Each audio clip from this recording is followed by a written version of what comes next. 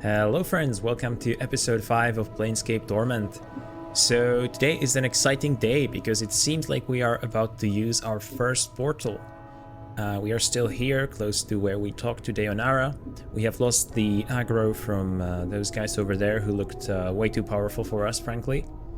But we do have the item necessary to open this portal, and we have the portal open here right now, so I'm seeing these color particles. I'm not sure if this is intentional. This looks like a visual glitch to me. But maybe it is intentional. What do I know? Alright, Mort, you ready to enter? My health is full. His is almost full too, so let's try it. Whoa, cutscene time. So some sort of wraiths are approaching the place where I was rested. This is interesting. So I'm in a tomb apparently.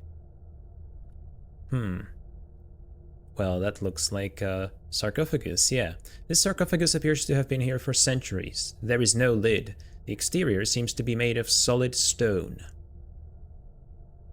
No lid. Could this be that someone got basically here walled off for life? That they just left someone here behind these walls, unable to escape, and waited for them to die? I know that was like a medieval punishment, wasn't it? But medieval times and sarcophagi like this, that doesn't really jibe well together. What about this? This brazier has long since run dry of oil. Only ashes remain in the bottom. Awesome. Some nice details. All right. Looks like a pile of someone's remains. We have copper commons and we have Pen's note. Pen's note. This note has been written with remarkable penmanship upon the finest parchment. Vaxis. If you are reading this, then you have undoubtedly failed in your task and have been forced to use the escape route I arranged. I told you that your little disguise idea was ridiculous. In any case, you need to lay low for a while. The Dustmen may be deluded, but they are not fools, and they will certainly seek retribution for our intrusion. I've left you some coins. Use them to secure a hiding place in the Hive, preferably in Ragpicker's Square. Ragpicker's Square, interesting, gotta remember that. The Dustmen will be unwilling to look for you there. Once you have secured a new hiding place, I have a new mission for you. Find out where Farad is getting those bodies he's delivering to the mortuary. It's apparently causing the Dustmen a great deal of upset, and I wouldn't mind knowing myself. Reports are that stone-faced Dustman at the Gathering Dust Bar, Initiate Emmerich, I think the fool's name is, has been sending out finders to try and mark Farad's movements. See if you can find out how far along he is and hinder his efforts until we know more about Farad's activities. I don't want Emmerich finding out something before we do. Pen. Interesting. Lots of people that we have heard of mentioned here. So Vaxis is obviously the guy who told us about this place. Ragpicker's Square. Interesting name. I'm gonna make note of that, just because I'm not sure if that's gonna appear in the journal. So let me just leave that here. Initiate Emmerich is a name that we have heard. I think I forgot what he was related to exactly. But yeah, he's a Dustman, and he's at the Gathering Dust Bar, which is a great name. And these guys are trying to hinder Farad's efforts, right? Or no, he wants to hinder Initiate Emmerich's efforts until he knows more about Farad's activities. So yeah, I'm sensing like a real three-sided conflict here. This pen seems to be kind of in the middle of it. I'm definitely taking that note, although I forgot that I'm basically full. But that's right. Yeah, I got a tip in the comments that I could place some items here in the quick slots. By the way, thank you for that. Which is true. I sort of thought I had already done it, but no. So I think I'll. Okay, yeah, they can only be usable items, but this one counts too. I suppose this one does count. Nope, doesn't. Embalming Charm probably counts. A jar of embalming fluid also. and this charcoal charm that you snap in half and rub all over yourself. That's a nice detail that I still remember, apparently. Then again, bandages might be a bit more useful for the time being than the key, let's say.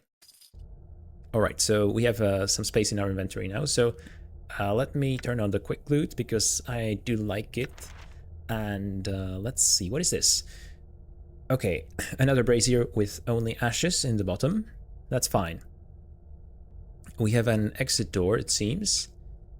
And that being the only exit door here. Oh, cutscene time. Sigil. Okay, so this is Sigil. This looks like a city of some sort. I wonder how frequent these cutscenes are in the game. Alright, and we have... I think we have exited the mortuary. Is this the mortuary? Could be, honestly. So yeah, I'm hearing a new kind of music, which I think I do actually remember from my initial playthrough, so I probably did step outside for a while at least. I'm gone. I'm gone. So we have Hive thugs. I don't know if I should really interact with them. They don't sound too friendly. So let's maybe save the game, because why not, right? And we have a harlot and some Hive thugs.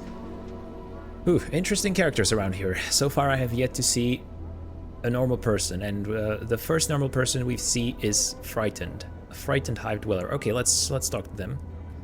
You see a man in tattered clothing. As you approach him, he suddenly stops and begins to look around, frightened. Let's not frighten him further. Let's just say, greetings. The man looks startled, then takes a step back. Hey, what ye be wanting, Cutter? His voice is shaky and he seems taken aback by your scars. I have nothing on me, so's I don't, and my rags are not worth the trouble. Calm yourself. I'm not here to rob you, sir. I had some questions. He keeps a safe distance and his eyes dart from side to side as if expecting something to step out of the shadows. Questions, you said? And, what might those questions be? Yeah, the usual. My journal, Farad, you know, anything. But let's start with the general sort of general things to orient ourselves. Can you tell me about this city? Yeah, I was right. It does seem to be a city. What do you want to know about Sigil then? What is this place? The city. City of doors, the cage. Place where all doors lead to and from. Center of the plains, and gets most of the backwash from all places too. Some say this is where everybody ends up at one point or another. Center of the plains. So it sounds like the plains are configured in a spatial manner. They're not just connected like abstractly. They seem to be like occupying something that can be imagined or drawn. A city of doors. That's an interesting designation. Tell me more about those doors. Aye. You see, Cutter, the city is... He frowns as if struggling with the words. The city's got a batch of doors scattered through it, and you see, the doors... He frowns again, then sighs. Yeah, this is gonna take a while, but I'm a patient man. Let's try to coax something more out of him. The doors? Let me rattle my bone box with a little more sense. You see, there's doors all over Sigil, but they don't always look like doors. They're more like portals, see? Ah, so this portal that we just took was by no means the only one here. And they can be just about anything. A widow frame, a picture frame, an archway, a barrel hoop, a space between a table's legs, or a statue's legs. And you're saying all those things are doors? He frowns again. Doors? Portals can be anything that's closed on all sides. It's hard to tell where they are unless you got the key to the door. That's how you got here, Cutter? Through a door? Portals can be anything that's closed on all sides? What do you mean by closed on all sides? I mean, you talked about openings, like between a table's legs or I don't know, like arches and stuff. It doesn't sound really close to me. I'm not sure I'm understanding what this guy's saying. But, yeah, I did get here through a door, but what makes you say that? Well, you don't act like you're from around Sigil, see? Yeah, to be fair, asking what this place even is really spilling the beans, isn't it? What are those keys you mentioned? I mean, we already know that they can be pretty much any object, right?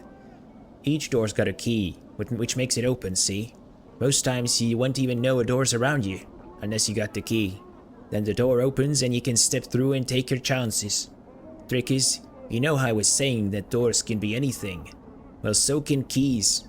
They could be a tune you hum to yourself near the door, a thought you be having about pastries, or a little jig you do, or maybe the key is an object, like a piece of glass or a cobblestone, or a broken tooth. Anything. Anything. Yeah, this is the second time that I'm hearing that a key could be a tune you hum to yourself, or an emotion or thought, as this guy put it. Interesting. And confusing, sure. Sounds pretty confusing. It does. Is it worth saying that, though? I guess it doesn't lock me out of any other options, so... Oh, or a little jig you do. That's fun. I'd like to see those doors. That sounds pretty confusing. You get used to it, you do. Hang on, so these portals, you obviously not only use them to travel to other planes, but also around the city, right? Because that's what we just did. So are there like sections of the city that are completely closed off besides the portal that you have to find the key to? I'm going to assume that the answer is yes, because that sounds interesting, right? So it's got to be what they decided to go with. Where do all these doors in the city go to, though? He shrugs. Doors can go anywhere, Cutter. Some don't even lead to the same place twice. He sighs. You see, such is the way a number of the doors that they lead to almost anywhere in the plains. Anywhere. It's just that there are so damnable many of them, it's hard finding one that takes you right where you want to go. I don't know where that accent is coming from, by the way. I like doing accents in English, even though it's kind of a weird thing to do as someone whose first language isn't English, obviously. But I like to play with language, and I can see that there is like a local dialect going on. We heard the word Berk, right? B-E-R-K, I think, which was like a bloke dude, right? We got this guy calling us Cutter. We have K-E-N instead of C-A-N. Interesting.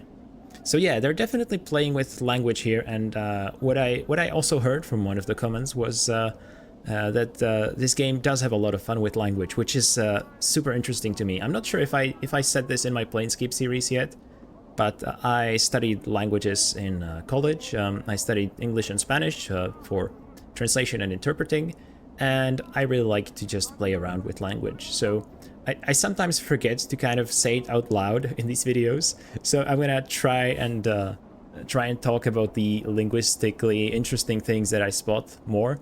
But that's where I'm coming from. I love reading, I love language, and I just love anything to do with it. Right, so there's a lot of doors, there's a lot of keys, and it's hard to find them.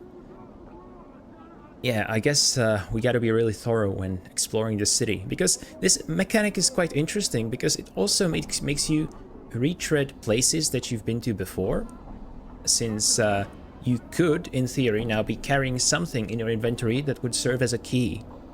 And I assume that most of the time there is like some sort of indication that there's a portal somewhere, like you can talk to someone or find a note to discover it. But I think that there might be some completely invisible ones just left for me to find, which is exciting. I do like to go to the same places over and over in video games because I like to basically become a local. I like not only to run through the city once, but to sort of feel like I'm living in there. So I like to take the same routes to the shop and just orient myself and get to know my way around without a map and stuff like that. Anyway, that was a tangent. Let's keep going. You said these doors have keys. I think we asked that, right? I think we asked both of these actually. So I had some other questions. Hang on. So we have a question. Can you tell me about this city? And then can you tell me about Sigil? I assume these lead to the same thing, right? It's probably a mistake that this option is still here. I don't think it should be still here. Can you tell me about these slums then? He looks at you warily, and his brow furrows in confusion. What you wanting to know about the Hive, Cutter? Well, why is it called the Hive? Honestly, I can kind of tell just from the hustle and bustle that I hear going on in the background. So far I haven't met many inhabitants of this city, but I can hear that there are supposed to be many of them, right? So I'm gonna take a wild guess and say that it's called the Hive because it's like a beehive. Busy as a bee, you know? He looks puzzled. I don't know. He looks frightened that he doesn't know the answer. Mess of streets, mess of people, mayhap. What's around here of interest? It, depends. Depends on what you find interesting, Cutter. Well, some options here. I'm looking... I mean, let's go with the important ones first. I'm looking for someone named... Actually, no. Let's not do that, because what if this guy doesn't like Farad and will refuse to talk to me afterward? Let's start with the journal. I'm looking for a missing journal. Do you happen to know where I might find one? You're missing a what? He looks confused. No idea where you'd find such a thing, Cutter. Never mind then. Honestly, I didn't think my chances were too high anyway.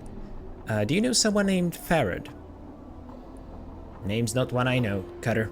Who's he? I think he's a collector? He thinks. Well, then he most likely has a skip in Ragpicker's Square then. You might want to look there, during the day that is. Not a nice place at night. And where is this Ragpicker's Square located then? Because we heard about it already. It's a few blocks from here. Go west from the mortuary, as far as you can go, and you'll run right into it. Careful when you're around there though, Cutter. The collectors there don't always wait for the body to die before collecting on them, eh? Yeah, that's what I heard about Farad, basically. Got it. I still have some other questions. I was gonna ask about work and a good time. So yeah, can you tell me about the Hive? What's around here of interest? I'm looking for work. He thinks. Precious little, honest work to be found around here, Cutter. You can hunt some brain vermin for some coppers, pass them off to the branch office of vermin for some jink to hear tell, but messing with the brain vermin's dangerous work though. You can also gather some debtors around the Hive, take it to the mortuary for some jink. Ah, okay, so jink is slang for money here, for coppers, right? And brain vermin sounds like some sort of pest. I mean, the first thing that I think of are rats. And not just because the first quest in RPGs like this tends to be to hunt rats, right? Ah, I can actually ask. Okay. Brain vermin. Aye, nasty little critters. He bares his teeth like a rat. He looks pretty foolish. Alone, they're barely nothing at all. It's just when brain vermin get together, they get all smart the more of them are around each other. They start getting as smart as a human. That reminds me of the Geth from Mass Effect. He shakes his head. Nobody in their right mind wants that to happen. Hazard to everyone's health it is.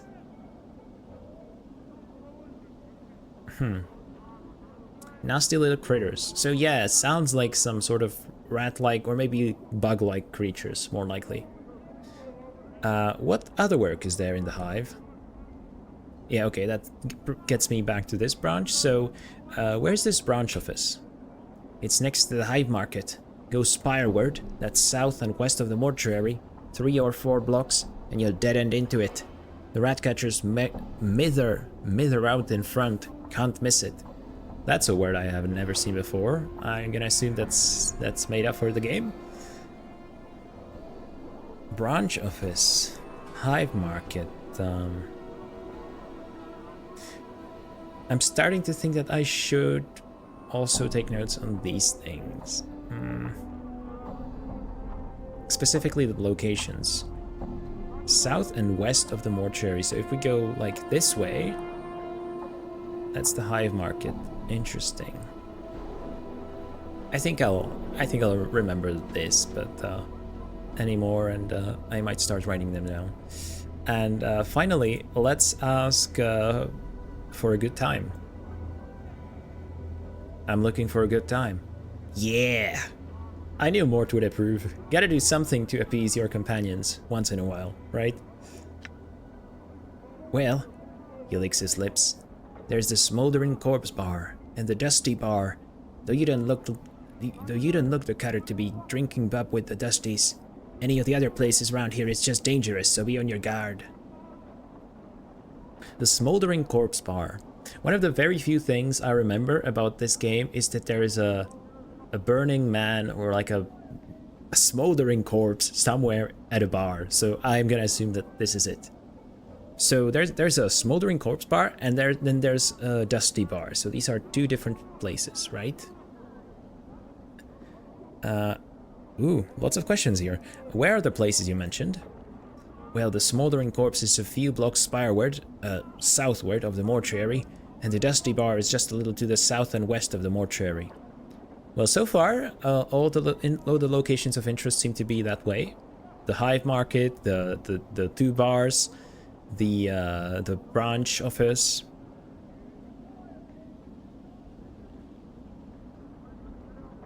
I wanna hear the other options too. It's a shame that the game kind of backs me out of the dialogue like this every time. I mean, I probably don't need to ask about Dusties, but I should ask what's dangerous around here. Please say something else than brain vermin. What's dangerous around here? Anywhere in the Hive once dark falls, and there's the angled alley. You want to be keeping yourself out of there unless you want to be in the dead book. Angled alley. Why is this alley of angles so dangerous? Place of gangers and muggers, cutter. Don't be going there unless you want next up to be the mortuary. The alley is a big burnt wreck. Used to be a street for some barmy mage burned it down one night. Hear tell they caught the fella, burned him in return, then put him on display at the smoldering corpse bar. That's the Hive for you. Boy, am I glad that I asked. Super interesting lore here.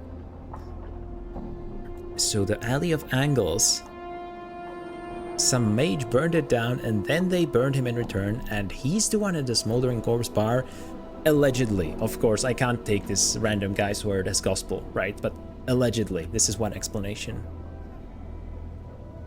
I love myself an unreliable narrator, by the way. I think one of the reasons why The Elder Scrolls is probably my favorite setting in video games is the heavy use of unreliable narration in the lore books and just everywhere around the games. And where would I find this alley? Where is this alley located?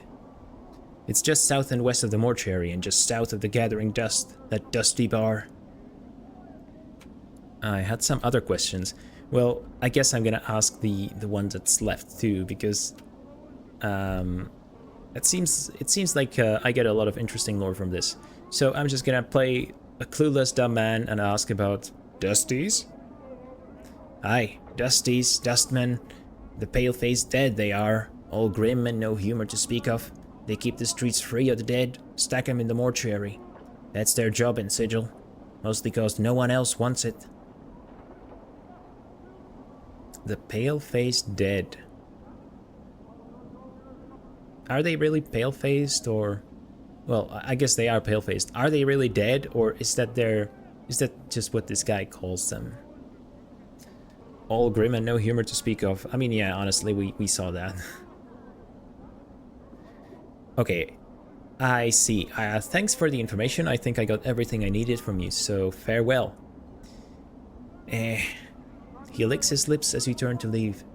Cutter, you might think He studies you for a moment. You could spare a few coppers for a blood who helped you on your way. Not many around here to do that for a fella. Enough for a man to wet his tongue after all that talking, eh? Honestly, he did tell us a lot, so I'm gonna give him 5 coppers. He glances around to see if anyone saw the exchange, then tucks the jink in the folds of his robe. Thank you kindly, Cutter. May the lady's shadow pass you by. Wait a minute, lady? Lady, what do you mean? What do you mean by that? There's a lady? Are you talking about Dariana, perchance? Is that what her name was? I think so. The mistress of Sigil. You've not heard of her? You must be blessed or more know little about Sigil, indeed. He laughs weakly. Ladies' words law here in Sigil. He thinks for a moment. Except she don't say much. Dead silent she is, actually. What else can you tell me about this lady? Just when I thought I was gonna get nothing else from this guy, it got really interesting. He looks at you warily. Don't want to be talking too much about her, Cutter. You don't want to cross her shadow nor be singing her praises, alright? Now let's say no more about it. Rattling your bone box about lady is dim indeed. Well, it got not so interesting just as quickly as it got interesting. Farewell then, I suppose. But the mistress of Sigil, her law is word, but she doesn't say much. Interesting. So is she like a deity? Or is she like an actual physical being? Just someone who doesn't really interact with with anyone. Super interesting details here. I'm just going to save the game here again. Just in case I die for whatever reason. I don't have to exhaust all those dialogue options again, because I obviously remember what he told me, but I'm not sure if something changed in my journal and stuff. Pox. Didn't we hear about the pox? I don't know. Let's see. Let's see if this search feature works. Okay. I think we might have, but maybe it's just not in the journal. By the way, yeah, this we are going to read at the end of the episode, because I kind of forgot about this NPC part here the last time, so yeah. Alright, so let's try talking to this Pox character. What's the holdup? This cowled figure is hunched by the mortuary gate. His face is obscured by the shadows of his hood. What little you can see is his chin, which is covered with stubble and what appears to be a foul green and purple rash. The rash seems heaviest around his neck, fading as it crawls up to his chin. Greetings. The figure doesn't budge. There is a moment of silence, then he responds in a high-pitched voice that sounds more suited to a girl of 10 years than a man. Hi! Okay, that's maybe too high-pitched. Who are you? Pox I am. Hi. Pox? Mother and father named me. Wished a pox on firstborn. A curse given. Came true, it did. Hi. Again, your eyes are drawn to the purplish-green rash covering Pox's chin and neck. They keep mentioning this rash. It's gonna be relevant, isn't it? A purplish-green rash, something like this. Gotta be a pretty big one. Wished a pox on firstborn, a curse given came true. It did. Hi. Well, that's unfortunate, I suppose. I had some more questions for you. Hi. How did you get a name like Pox? We did kind of ask that already, didn't we? Let's just try it again. Yeah, okay, that's the same thing. So, what are you doing? Wait for debtors, do I? Hi. Debtors? Corpses? Why? Find a debtor, take him through the gate, get some jink, then again I wait. Hi. Through the gate. Why? A debtors to a dustman what coppers to a collector. Bring them the dead, they give you copper at the gate, they do. Hey. A debtors to a dustman what coppers to a collector. Yeah, I guess that makes sense. Why do the dustmen pay for their dead? Streets clean, debtors put in their place, streets don't stink, dead aren't lost, kept inside gate, all happy, hi. What do the dustmen do with these debtors they buy? I mean, we kind of saw, but let's ask anyway. Haul debtors inside gate, put them on slabs, cut them up, bury them, or make them walk, hi. Okay, so none of it is a secret, it seems. Make them walk? Hi, they make some get back up if the debtor gives the dustman leave to, and the debtor became a skells or a zombs. So, if they give them leave to, so does that mean all those people who are walking around as undead explicitly gave consent to this happening after their death? I come to think of it, I might have heard like a mention of that, but it totally slipped my mind. Is the front gate the only way inside the mortuary? Well, I know it's not, but sure. Hi, only debtor or dustman go in gate, they do. You want pox made you deader again? You want pox make you deader again? No, not really. It's good to know that that's a possibility, but I had some other questions. I was just gonna ask you about Farad. Do you know someone named Farad? Hi, Farad. Collector, big name has weight, casts long shadows, it does. Hey. A collector? Hi, collector. Gather debtors, bring them to dustmen for jink. Okay, but do you know where I might find him? I know I'm going the wrong way, but Hi, in the Hive here he is. Somewheres, hi. Can you be more specific? Man, do I really gotta coax it out with this guy? Hi, somewheres in the Hive he is. Farad hide he does, very hard finding he is, not worth finding he is. Well, now we're getting somewhere. Not worth finding, what do you mean by that? Hi, many hates him, other collectors even. Sharegrave hates him, not like Farad at all, hi. Sharegrave. Now there's a name we haven't heard before, I believe. Hi, Sharegrave big name, carry weight, casts long shadow he does, tell Pox what to do he does. Man, according to this guy, everyone casts a long shadow. But yeah, so sounds like he is this guy's boss, so is Pox like a gang member? I mean, he does sound like a smuggler because he offered to smuggle me into the mortuary. Would your boss, this Sharegrave, know where Farad is? Updated my journal. Hi, Sharegrave knows darks he does. No Farad hiding he does. Sharegrave and Ragpicker Square, many blocks west of here, hey? Say Sharegrave that Pox send you, tell him. Sharegrave become sharecropper with Pox he will, hey? Wow, it's charming how this guy's dialogue is written, but I'm finding it really hard to read for some reason.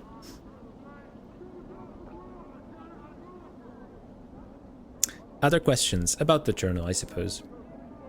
I've lost a journal. You wouldn't happen to have seen one, would you? Hi, no journal have I seen. Things get lost in the Hive, never found again. Maybe journal one of them, hi. That was all I wanted to know, thanks. Farewell, I guess. So our journal got updated, so let's just take a look at it. A diseased collector named Pox. Hold on, did we know that he was a diseased collector? I don't remember him mentioning this detail. I guess the ugly scar was a clue that he was somehow diseased, or... Yeah, but...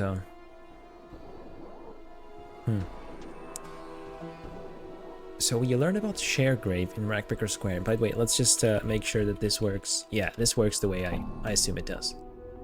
Good to know for when we actually want to find something. Now the question is, do I want to beeline it to the southwest where Farad is allegedly staying, or do I want to explore first? Because I expect that there will be plenty of opportunities to explore later. We have some dustmen here. We all seek solace in its embrace. The true death awaits, I think they also said. Okay, let's ask them what they're all about, maybe. This dustman is dressed in long dark robes and her hands are folded into her sleeves. Her head is bowed and she is chanting at a measured pace with the other dustmen around her. Greetings. The dustman appears to have heard you, but she does not look up. Listen to their chanting. Sure, I'm gonna listen. All the dustmen carry the exact same tone and rhythm. The chant rises to a near shout every few minutes, then slowly fades in a way that reminds you of an echo. Once it fades completely, the dustmen speak several lines praising the true death, then begin their chant again. Well, I guess I'll leave them to it. I don't really want to attract their attention anyway, since I basically escaped from their mortuary. Baen the Sender. Or Baen. You see a heavy-set man with sharp features and a pained expression. Despite his huge frame, however, he has an effeminate look about him, and unlike the other residents you've seen, he looks to have bathed recently. As you approach, he looks up hopefully and calls out in a high voice, "Craddock, good sir." I like the fact that he looks to have bathed recently. That makes me want to trust this guy. What? His hopeful expression dies as he studies your face. "1,000 apologies, good sir, if I have given offense." He gives a slight bow. "I am called Baen the Sender, third child of Baen the Sender. I am one of the many runners in the employ of the House of Senders." No apologies necessary, Baen. What do you want, though? "1,000 apologies for troubling you with such a trivial matter, but I seek Craddock, an overseer in the Hive." Baen looks like he is in pain. "But alas, he eludes me."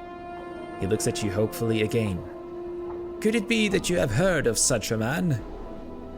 "I'm sorry, I haven't." Baen gives a deep sigh. "I am bound to deliver a message to him, and as yet fortune has chosen not to favor me." I could help you. I might be able to find him and deliver your message for a price. Yeah, I'm not gonna play like an unthinking altruist. I mean, this seems a harsh world, and a man's gotta eat too, so I'll do it for a price. Baen's face lights up like a lantern. "Of course, good sir. If you can find this Craddock and pass along the message, I shall pay you for your troubles." Alright, what is the message? Baen recites the message almost like a mantra. "The shipment must be incurred by the 3rd day or there will be a penalty." Baen frowns. "I am told that Craddock will know of the shipment to which the message pertains." Okay, that sounds like something to do with smuggling, right? "If I see Craddock, I will pass along the message. Is there anything you can tell me about him before I go that might help me find him?" "He is said to be a giant of a man, stern of features. That he is an overseer in one of the Hive marketplaces.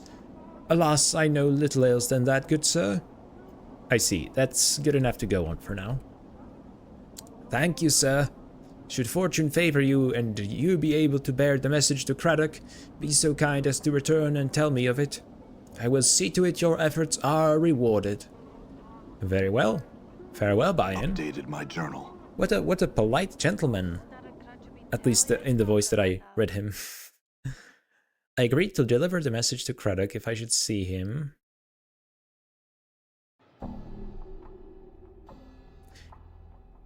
Okay, but the message isn't actually written here. I'm wondering, when I actually meet him, will I have to choose the right option, or will it just give me the one correct one? Because I totally forgot already what the message was. Something about a shipment. Yeah.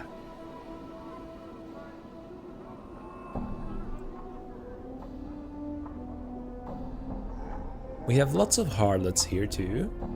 I think I should try speaking to one. Let's go for the blonde one. You see a tired-looking woman dressed in a tight leather bodice and leggings. The odor of cheap perfume surrounds her like a cloud, and her face is covered with a mask of crude makeup. She smiles as she sees you. Why don't you stay and chat with me a bit, love? I mean, I honestly... It's funny to me that she smiles at me when I'm literally a walking corpse, but okay. Greetings. The woman looks coyly at you. Now you look to be a blood who's lost something. Mayhap I can help you find it, Cutter? She smiles slightly. Oh? What good fortune! We probably lost what we're looking for back at your keep, miss.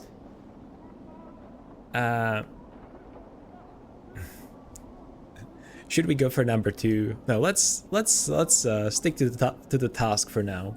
It's gonna make Mort angry, but whatever. He's just a levitating skull, you know? He's gotta deal with it. Actually, I am missing a journal. Eh? She seems confused. What are you about? Well, forget the journal, I suppose. Maybe you can help me find out what I'm really missing. Her tone becomes businesslike. Aye, love. Now there's the matter of a finder's fee. I see. How much, though? Some coppers for a glance at what you're missing, and 10 coppers to actually find what you're missing. Not now. Maybe later. Forget it. I had some questions instead. The woman frowns. I'm not a tout. She frowns, then rubs 2 fingers together. Unless you've got some jink to pay for my time. Never mind then, farewell. Your loss. When you get tired of losing things and need to find some things, love, you come see me. I'll keep that in mind. Farewell. Chief, can you sport me some jink? It's, been a long time, it has. I'm not even gonna ask how you intend to accomplish this, Mort. The woman breaks in. It's twice the cost for the Mimir or any other degenerate. Mimir or Mimir or... I'll stick to Mimir, I guess. Mimir's a talking encyclopedia. That's me, Chief. Is that an actual thing? Like, is that the... Is there like a race of floating skulls that are like Mort? Or is that like an occupation or an ability that he has? He is a talking encyclopedia, though. He did help me understand some essential things early on. I mean, I'm not gonna offend her. I'm just gonna say, let's just get out of here and farewell, miss. Listen, we might come back to her one day, but right now we gotta stay focused on the task. Okay, there seems to be a character with a tail? Maybe a tiefling?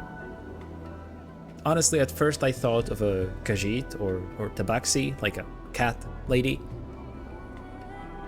Anna, sure, let's talk to her.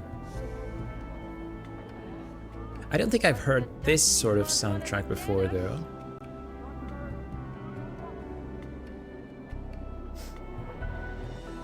Alright, let's go talk to Anna. You see a striking red-haired girl dressed in leather armor.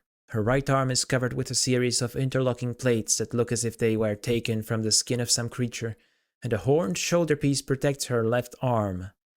Oddly enough, she has a tail that is flicking back and forth as you watch. Pike off. Pike off, huh? That doesn't really sound very polite to me. Greetings. The girl ignores you. I'm looking for someone named Farah. Do you know where I can find him? I might. I might say more if you sweeten the question, aye. She clicks her tongue and rubs two fingers together. Jink jink, aye. Never mind then. Farewell. Aye, pike off to wherever you came from then. Farewell to you too, I guess. We will be back. Oh wow, that's rude. We will be back later, but I'm not gonna pay for information that I already have. I might consider it later on if I see any sense in it. This guy, I don't like the way this guy is walking around. I'm kind of waiting for him to jump me.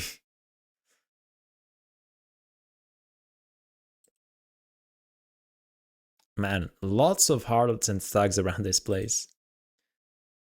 Ah, vines with black leaves. The stems look extremely sharp.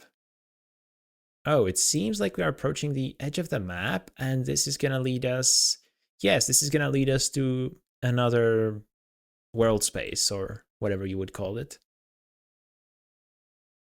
So when they said southwest of here, I kind of assumed that they meant this way. Sure, let's go there and see. Alley of Dangerous Angles. Right, I was warned that that was a thing. Greetings, stranger. Looks like you're in Dark Alley Shift territory now. Looks like you've got a purse that could use some lightening. You better pray it's not got enough. I could try bluffing him, but I'm not sure if I have the stats for that, honestly. I'm just gonna ask, how much do you need? It ain't much. A mere 10 pieces of jink will get you through. I mean, there are a lot of those guys, and I'm not sure if I can fight them. For the sake of roleplay, let's say it's a deal. I can always fight them when I've got more companions, right? It's a deal. He takes your money, pockets it, and says, "Get out of here now." Well, that was not a very lucrative transaction. So we have these dark alley shivs.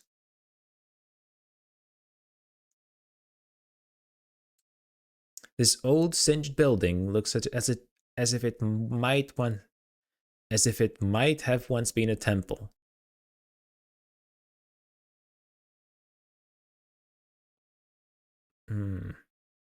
Razor Angel. Okay. Is this like a different gang? I'm not sure I want to go there then. I'm not sure I want to step in their territory. I mean, I paid once, but I really don't want to pay twice. If that's what's gonna happen. Can I take maybe like a back alley or something to sort of get around that? Crazy looking architecture here, by the way. Looks like it reminds me of Daedric architecture in Morrowind. But that's really because I spend a lot of time thinking about Morrowind.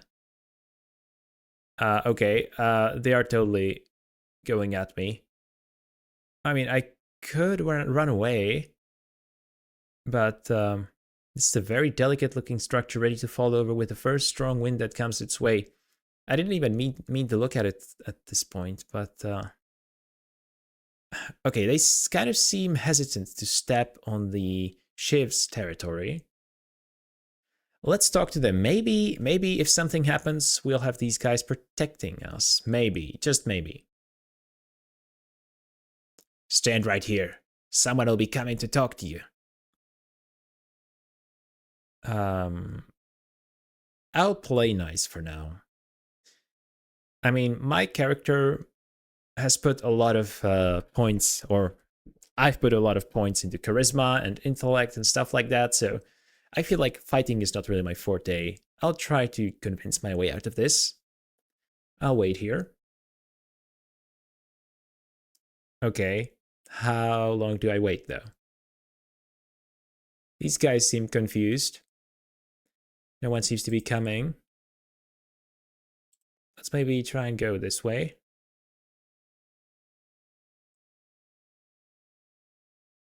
I assume that this alley is like a passage to get somewhere else. Well, this alley dweller greets you with exaggerated politeness and a deep bow. Greetings, stranger. You've chosen a auspicious day to pass through our lands. The toll will be a mere 10 coins. I just paid that to these Berks over there. Aye, and those Berks ain't our allies. The ships be our mortal enemies. Now ye even the score with us, or we'll lay you bloody, or we'll lay your body on the ground. Okay. You know what? Take the fucking money.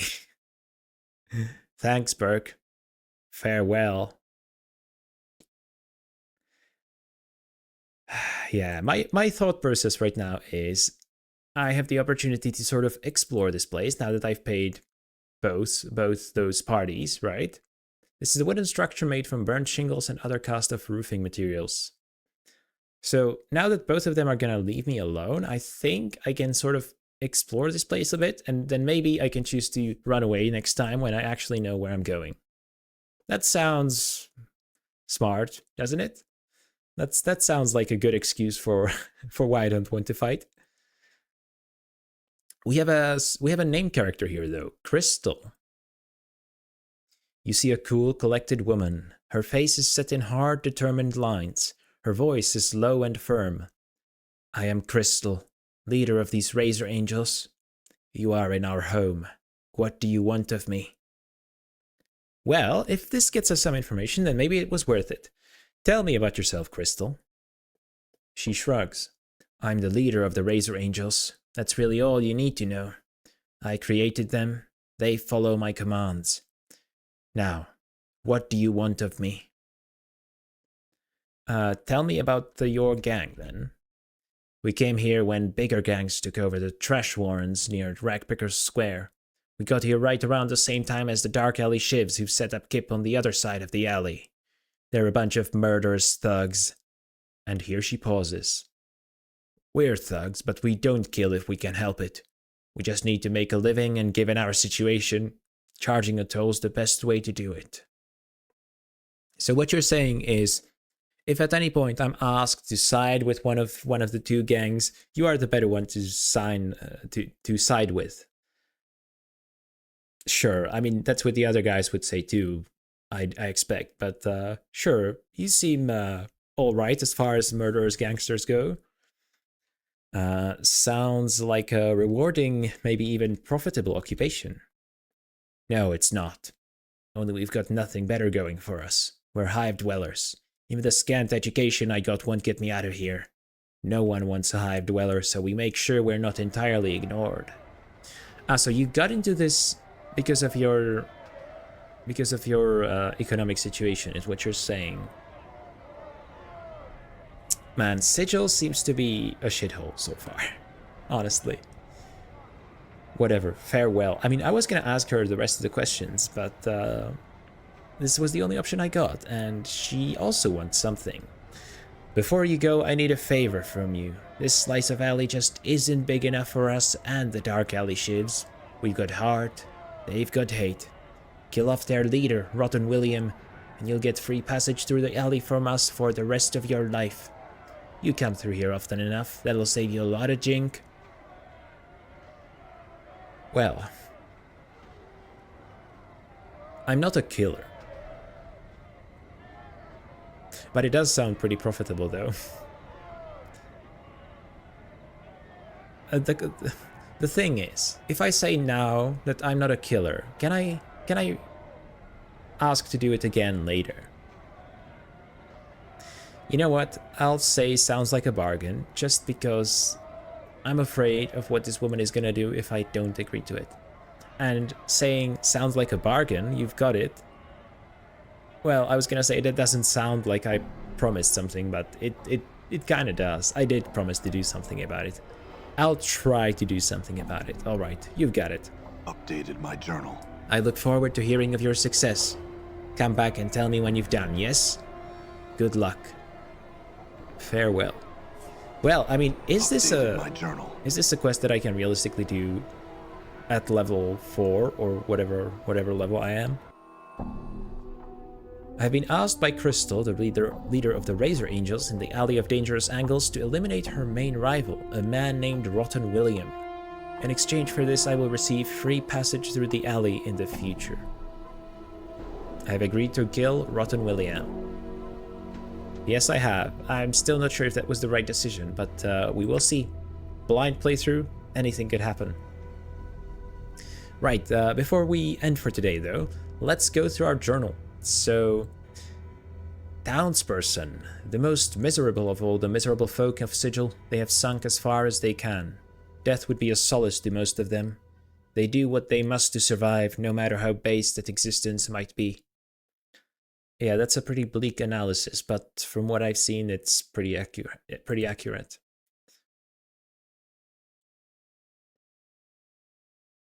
Small thug. In any society, there are going to be people who can't live by the laws society lays down. Maybe they feel downtrodden and oppressed. Maybe they're driven to the streets because they have no other options. Maybe they're just resentful. Whatever the cause, quite a large number of them choose to slip into a life of crime, living by preying off of others. You've done it yourself. It doesn't mean you like it any better when they're trying to prey on you. Hang on, you've done it yourself, have we? I mean, it sounds like we work with people who are scumbags, but I don't really know much more than that about our past, so we will see. These skeletons have been given a semblance of life through necromancy.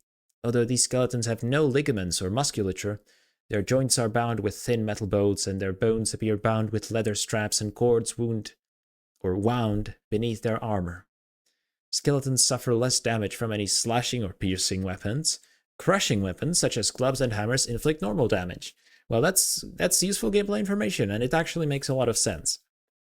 And there's the giant skeleton. Right, these were the guys that we died to. These skeletons are made from the bones of giants and given a semblance of life through necromancy. Although these skeletons have no ligaments or musculature, okay. It's kind of similar information. Their bones are reinforced with leather straps and cords wound beneath their armor. The skeleton's size belies their great speed and their skill with the great swords. The archaic armor and weapons these skeletons use do not look like they have suffered from age, and their blades are razor sharp. It is possible that their armor is cleaned daily by one of the mortuary workers. Skeletons suffer less damage from any slashing or piercing weapons. Crushing weapons, such as clubs and hammers, inflict normal damage. Right. Then we have the dustmen. The dustmen are the caretakers of the mortuary, a huge morgue filled with bodies. The faction seems to be a pretty somber bunch, rarely showing expression or interest in anything. They seem intent only upon taking care of all the dead bodies that come into the mortuary, cataloging them, repairing them, then burying them somewhere. Yeah, these guys totally have like a dark secret. Is it much of a secret, honestly? I mean, we don't know exactly what it is, but it seems pretty obvious that they are up to something. And they look quite scary. Love the haircut, my dude. This haircut is pretty much the complete opposite of the other one. And then we have some characters that we met. So we met Dahl. Oh wow, he looks quite interesting up close. This elderly scribe looks very old. His skin is wrinkled and has a slight trace of yellow, like old parchment. Dead charcoal grey eyes lie within an angular face, a non-human face as the ears narrow to points. Yeah, that's true. A large white beard flows down the front of his black robes like a waterfall? That's not a white beard. That's totally a black beard. He coughs occasionally, more like all the time. The book he works in front of is huge and seems to contain many names. So is he like the one cataloging all the dead bodies brought in? Deonara. The ghostly apparition Deonara claims she knows you, that you are her love. Whatever keeps her on the physical plane must be powerful indeed for her to stave off death for so long. Dying does not seem to have improved her disposition. So looking at her dress, there seems to be like a shape cut out here, and I'm wondering if it has any significance, or if it's just the developers wanting to show some skin. Yeah, she is quite a ghostly apparition. The blue color, the white flowing hair. Interesting. I'm intrigued to learn more about her. Dabus. Did we hear about the Dabus? Is it Dabus or Dabus? Dabus. Dabus are the servants of the Lady of Pain, the enigmatic ruler of Sigil. Ah.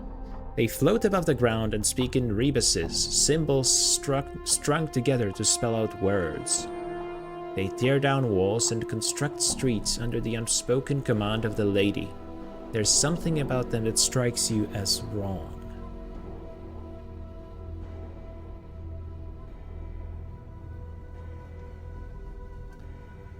Tear down walls and construct streets.